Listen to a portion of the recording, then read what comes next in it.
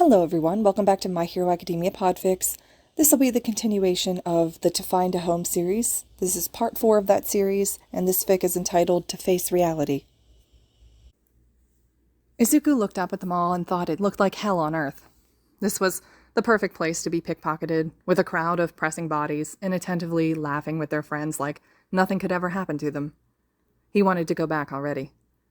How were there so many people anyway? It was 6 p.m. on a Thursday. Didn't people like this go home? He couldn't compute having a home and not going back to it as soon as you were able to. You could be warm, safe, there'd be food and a bathroom and a toilet that you could fall asleep anywhere, and nothing would happen to you as long as you locked the door. Well, most of the time. But it was leagues better than falling asleep on a sidewalk with a 50% chance of being mugged by some homeless guy or beat up by drunk college students. Oh, the joys of homelessness. It seemed that Yamada was just as excited as everyone else around him, which, to be fair, wasn't all that unusual. However, Izuku didn't even expect Aizawa to pass him by and follow his husband in so willingly, as slouched and uninterested as he looked. Traitor. He glared at his back. He was hoping his homeroom teacher would drag his feet enough that they'd go home within 5 minutes, but it appeared that he had miscalculated. Was it the magical power of love or just Yamada-sensei? Maybe both. Probably both. The man was smiling widely at him, patiently waiting just inside the gate for him to pass through and finally resign himself to his inescapable fate. Shit. He was fucked. New objective. Get in and get out as fast as humanly possible. He unenthusiastically walked up to both of his teachers, one of which looked like he'd just won a Nobel Prize. The other looked like he couldn't get out of there soon enough. At least he could relate to one. So, although the word wasn't quirk-enhanced, it was still way too loud, and Izuku expected people to immediately recognize who had just spoken, and to be mobbed. Terrible fate, but which could have the benefit of getting to leave pretty much immediately. Probably. But people looked over, glanced at them, and then just turned back just as quickly to their own conversations. Izuku couldn't help but blink slowly at all of these people's cluelessness. A top 30 hero was amongst their midst, and no one gave a shit. They couldn't all be this blind, could they? How could they not recognize him? This was President fucking Mike. Where do you want to go, kiddo? Izuku had to snap his attention back to his English teacher. Right. Don't lose sight of the objective. In. Out. Easy. He raised an eyebrow, uninterestedly at the man, who looked more awkward with each passing second. Unless he was asking for the best store's dumpsters to raid, then maybe he could help. He could already recognize from where he was a few brands that he knew for a fact ruined their merchandise before throwing them, so people couldn't use them if they stole it. He'd tried enough locations to know that for sure. Right, well, his English teacher awkwardly cleared his throat. How about we just... And he gestured to the area around them with all the stores. Izuku shrugged and followed. Yamada brightened up considerably upon the sight of a store that he didn't know, but could tell right away destroyed their unsold merchandise. He'd even seen enough rich kids with that logo on their shirt to know wearing it was supposed to be a sign of wealth. It made him want to gag just looking at it. Wasting $50 on a white shirt with a name on it when it was worth $5 at most. You could get 10 times as many for just as much money. He immediately stopped walking and scowled with his hands in his pockets. Yamada was far too ahead to notice, but Aizawa definitely did, and he stopped right by his side, and talked louder than he ever heard the man. Even in class, when he was scolding them, it was in a bored, lazy drawl. Here, his voice was loud and clear, easy enough to make out even in the noisy crowd of people bustling around them. The call of Hizashi easily made the man stop, look back at them, and walk back awkwardly, rubbing his neck. Sorry, kiddo. Kinda got excited here. Is there anywhere you want to go? Hizashi asked him with an apologetic look. Like Izuku hadn't been the one to refuse to name a shop in the first place. The guilt made his heart squeeze painfully in his chest. They both had been so nice to him so far, and here they went out of their way for him again, and he was just being an annoying spoiled brat. He hesitantly looked around the area. All the shops looked trendy, and they definitely were for the cool kids. Izuku definitely wasn't a cool kid. He'd barely even been a kid. With a sigh of relief, he found a store that he could imagine himself going into. It wasn't actually a clothing store, but it was one of those places known for being extremely cheap, and having pretty much anything anyone could ask for. Clothes included. He walked determinedly in front of his guardians, walking ahead and into the much more comfortable place. He'd been to other locations of this one because when he managed to scrape together some money, this was the place that he could make the most of what he had. Even when he didn't, their bins were always full of undestroyed merchandise. He'd even been caught one time rummaging through one of them downtown at the beginning of his homelessness. The attendant there just looked around before gesturing for him to be quiet and stay there. If it happened any later, he would have made a run for it. He'd known better to waste an opportunity to run away being caught doing something he shouldn't. But that time she didn't come back with a security guard or a male colleague to teach him a lesson. No, she came back with stuff poorly concealed underneath her shirt. After looking around one last time, she pulled out a bottle of water, bag of chips, and a few boxes of sweets. He hadn't been hardened by the streets by that point. He cried. One of the last times the Midoriya tears genuinely left his eyes, and he sobbed openly. She stayed there for longer than she probably should have, but she didn't even leave after one of her co-workers stepped out to call her back in. Even that other one had been nice and not said anything. She just quietly went back inside without a word, eyes full of compassion. She'd come back out with a black shoulder bag, and he'd still used to this day. He used it to store his necessities and things he needed. And he just sobbed even harder at that. It was his favorite store. He'd need to go back to the other one someday to pay them back. People working in these places were only marginally better off than he was, after all. His steps were now slightly more cheerful, heading towards his favorite store. He missed the worried looks from the couple behind him that was exchanged, although they followed without a word. Walking in, he could feel some of the tension leave his shoulders and a small smile come to his lips. This felt like home. The walls were bare and white. The room was wide and square, and you could see the entire store from pretty much any aisle. The layouts were the same everywhere else, so he ignored pretty much his entire right side that he'd come in through and headed to the left side, not quite all the way to the opposite wall. There was an aisle with a few clothes, all sizes, plain colors, nothing more, nothing less than something you could put on your body and go out in. He went straight for the black t-shirts, of which he picked up 4. He turned towards his teachers behind him. He had felt following him. He held the t-shirts up to his English teacher, who gave a nod with a tiny smile on his face as he presented them with the shopping basket. He put them in with a decisive nod. His choice was approved, and Yamada had even accepted 4 of them at once. And he thought that he was pushing his luck, and it seemed like they really didn't care, so he splurged. He picked up 2 black cotton trousers that could also serve as workout clothes, and finally 2 black sweatshirts. He chanced another look behind him, but neither of the men were saying anything, so he decided he could still pick up a pack of underwear and socks. With some hesitance, he picked up a second pair of socks, but didn't put it in the basket quite yet. He spied the expression on his guardian's face, and they weren't good, so he put it back with a grimace. Well, that was already more than good enough. It wouldn't even fit in his bag when he left anyway. He tensed when he seen Aizawa-sensei stepping up beside him. His arm was being raised, and Izuku instinctively flinched and leaned away from the man, twisting his body slightly so the hit would land on his shoulder, and sighed rather than his face or ribs. He didn't feel anything land, though, and there was no way his professional hero teacher would miss this. And he realized instantly that, the odds of him hitting his own student, were incredibly low. He had almost died for them, after all, even though saving Izuku had been unavoidable as a consequence of protecting his classmates, not the goal. When he felt the basket in his arm stip, he realized what had happened and immediately straightened out, and didn't dare look in the direction of the black-haired man whose eyes he could feel on him. He peeked into the basket, and sure enough, a second pack of socks and underwear were in there. He didn't know when the last time he'd blushed had been, but he was sure it wouldn't hold a candle to how flush his face must have been right now. He didn't waste another second in the aisle, and power-walked to the health products section instead. He wasn't planning on buying anything. He had everything he needed, but he did need some time to collect himself and will away the redness of his face. He didn't even look at anything, just placed himself in front of a random shelf and glared. He could still feel the teacher's presence near him, but he couldn't quite make out what their hushed voices were saying. He simply focused on his breathing. In for 4, hold for 7, out for 8. He jumped when another hand reached above his shoulder to grab something in front of his face. He was surprised to see the apologetic smile of the blonde-haired teacher, putting whatever he'd grabbed in Izuku's basket. He looked down at it. It was body wash for women. Some vanilla, cherry blossom something combination and pastel pink-colored packaging. Not something he expected his teacher to use, but, well, it wasn't entirely surprising either. What was surprising, however, was seeing the exact same bottle right in front of his eyes when he looked back up. He blinked. What were the odds of his teacher wanting the one bottle? Izuku could feel his blush rise twice as fast as it had the first time. It was like with the socks. They grabbed something that they thought he wanted. He closed his eyes.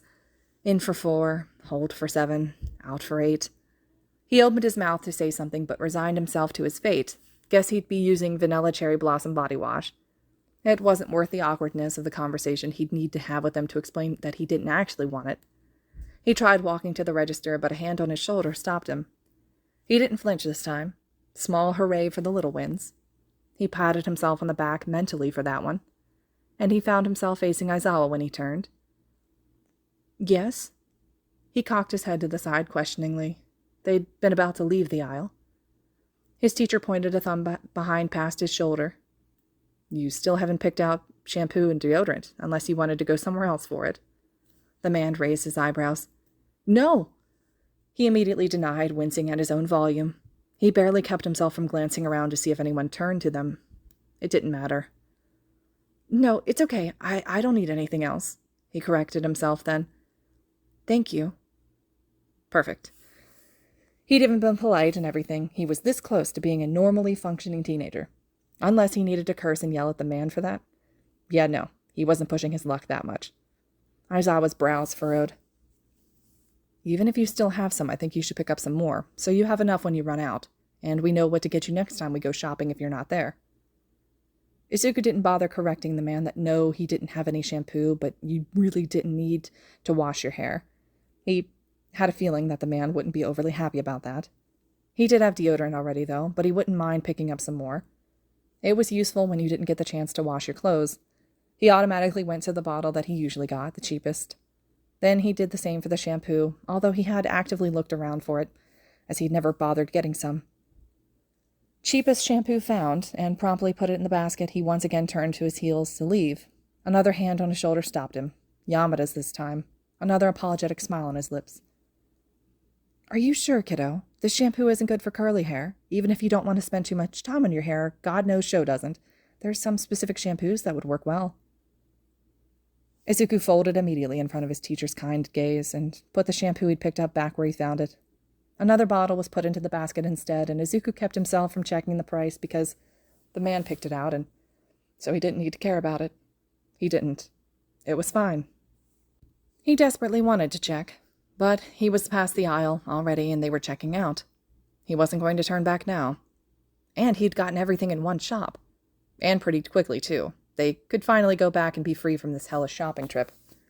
Except they were stopped by the cashier before they could leave. For a second, he'd worried that he accidentally pocketed something, but figured his teachers would have noticed and stopped him if he had. He never stole in this shop anyway. He understood the reason for the hold-up quick, though. While he'd been zoning out, he missed the look that was being cast at him. He understood instantly, though, when he met her eyes. It was her, the woman who'd first smuggled some food out for him back then. What was she doing here? This was nowhere near where they met. He was gaping now, and he'd inadvertently let go of the shopping bag he'd been handed at some point without consciously realizing it. Her face softened when he recognized her. So it is you! She was smiling warmly at him. You look good, she says, carefully searching his guardian's face for any signs of what she could or couldn't say. He couldn't be bothered right now. This woman, she was his hero. Even more than All Might had been before he met the man. 'Cause she'd actually saved him. Given him hope when he could find none. So, do you... He starts carefully, still shell-shocked at the unexpected meeting. Thankfully, the store was pretty empty. It didn't quite fit in with the types of stores the mall housed usually. What are you doing here? He couldn't help but ask, and he was glad when she brightens up even more. Oh, we moved, she announces happily. My daughter got into UA, you see, so we moved closer, and this shop was the closest to the school, so I transferred stores. She talked proudly of her child's achievement, and Izuku couldn't help the bittersweet smile that came to his lips. This was how parents reacted when their child got into the most prestigious high school in the country. No scowl, displeasure, or angry shoving of the acceptance letter back into your face. Pride, love, support. He didn't know the girl, but he was terribly jealous of her already. Congrats! He smiled brightly anyway, and it wasn't even fake. She and her family deserved all the good things the world had to offer. He hesitated there. He didn't want to just leave, but also he didn't want to bother her any more than he already had. He could feel one of the two men beside him step up to his side, placing a gentle hand on his shoulder. He looked up questioningly at who turned out to be Yamada. His breath stuttered in his chest at the look in the man's eyes. It was the same as his heroine. Pride. Izuku here got into UA too. Is she a first year? They might know each other. The cashier, Takeda, Izuku found out as he finally thought to check her name tag, beamed just as proudly back at him, just as she'd done for her daughter as well. He ducked his head, blushing once again, this time scuffing his shoe against the floor. He'd blushed way too many times today already. It was time to hightail it out of here. But the adults didn't seem to agree as they started chattering away excitedly. Right? Takeda-san pulled her attention back to Izuku. Her name's Takeda Hina. Have you met her? She cocked her head to the side questioningly. He hadn't, so he shook his head from side to side. Yamada, however, did seem to recognize the name as he gasped. Takeda! She's in my homeroom class. Takeda Sr. scrunched her eyebrows together in confusion. But her homeroom teacher is... She starts before looking at the man she was talking to. Really looking. Slowly, realization sets in. She looked at Yamada, Izuku, then Aizawa, then back again. A soft smile started to form on her face, so she seemed to find the answer she'd been looking for. Relief seemed to seep out of her, and she shot Yamada a thankful smile before getting up and bowing lowly to the men. Thank you very much for taking care of Hina and of Izuku. Please, take good care of them. She paused at that, raising her head just enough to survey Izuku one more time. She straightened up and walked around the register, opening up her arms to the boy. Although he hadn't received a hug in years, he did not have a moment of hesitation as he ran into her arms. Congrats, Izuku, she whispered into his ear. I'm so proud of you. You did so well. And once again she made tears swell up in his eyes. But this time it wasn't the Midoriya tears. It wasn't the full-blown sobs, snot running down his nose as rivers of water left his eyes. No, it was quiet tears. Silent, small, unnoticeable. The tears of a hardened boy who'd forgotten how to cry after so long without being able to.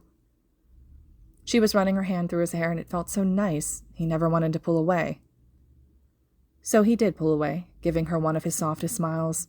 He took the opportunity of having his back turned from his guardians to mouth a quiet thank you to one of the few people who unknowingly saved his life on the streets. She just kept on smiling down at him and gave a small nod. It's all right. I'm glad you're okay. It's good to see you well. It was words they thought they'd never get to say, but desperately hoped to. Some form of closure. And for some reason, he wanted to tell her. I'm in 1A. I'm in the hero course. The shock on her face quickly made for bright, sheer happiness. Once again, she was hugging him, except she was squeezing his lungs out, and he found himself not minding at all. He even found himself giggling. She looked as proud as she had when she told him her daughter got into UA. Soft, warm fondness found its way into his heart. He didn't remember the last time he'd felt this happy. And he didn't want to forget again. Eventually, though, Takeda-san had to go back to work, and they had to go home, too. Yamada didn't want to just leave, though. Wait a second. We haven't gotten him shoes yet. He looked affronted that they thought they could just leave like that, and was pouting with his arms crossed in front of his chest. The leftover warmth from the encounter left Izuku giggling lightly once again, and he smiled wider when the sound made the man straighten up and beam at him. He thought he'd have to explain it to him, but as it turns out, Aizawa already knew what Yamada was about to find out. Primordial shoes can only be bought online. It was clear and straight to the point, just like his usual teacher, and he let out a barely laugh once more. He hoped that the glee in his chest never left. His smile dimmed, though, when he focused back on the topic at hand before leaving his face completely. They're really expensive, too, he grimaced, but Yamada wasn't deterred.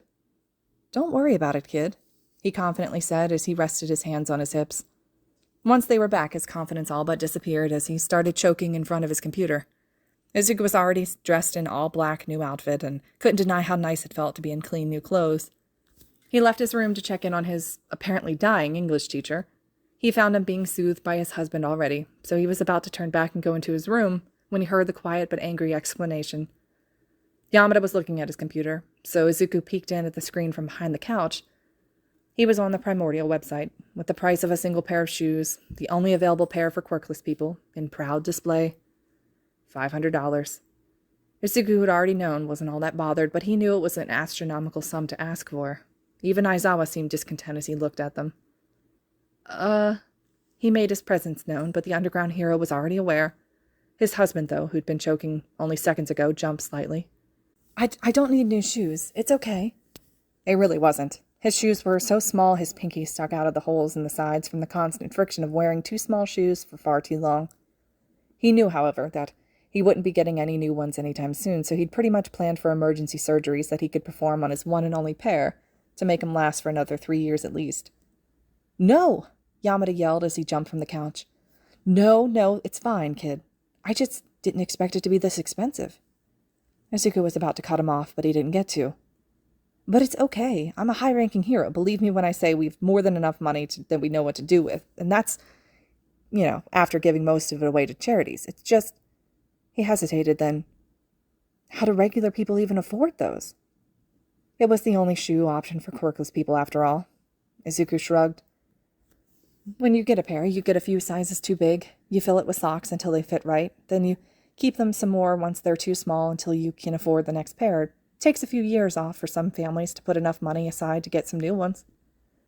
It was his reality, one he'd known for a long time already, but it was true that even people knew it was bad. They wouldn't know exactly how bad until they were confronted with it. He would feel bad, but this wasn't something they had to go through. It was something he did, and he always would. He would be fighting a system encouraging such a thing his entire life. Both of his teachers were still shell-shocked and looking at him in horror when he just shrugged like it was normal. It was quirkless people's normal. He headed back to his room without another word. And that's why he would become a hero. Honestly, if he could choose freely, he'd become an underground hero, but he couldn't. There needed to be a name and a face when someone looked up quirkless hero on the internet. Just like how Midnight worked underground but fought for sexual liberation of women above ground as a Twilight hero. He'd fight villains in the dark and fight society in front of the cameras. As the first quirkless hero, he needed to make himself known. Needed to fight for equal rights for people with mutation quirks, weak quirks, useless quirks, villainous ones, and most of all, for people with none at all. He'd be the first useless person to make it all the way to the most highly sought-out occupation in the entire country, and he'd tell everyone that if he could make it, so could they. They could do anything they wanted to because people were more than quirks. And if the odds of him dying rose every year he spoke up and reminded people that one of those they despised so much had bested them, it didn't matter. It didn't matter if quirkless villains ganged up on him in dark alleys. It didn't matter if journalists debated his right to a hero license card on TV. It didn't matter if people protested, if people sent death threats, or if people were out to kill him. From the very moment that he laid his eyes on his very own license, he will have already won, regardless of how fast he died afterwards. All right, everyone, this concludes Part 4 of the To Find a Home series. Part 5 will be next, and as always, thank you all so much for listening.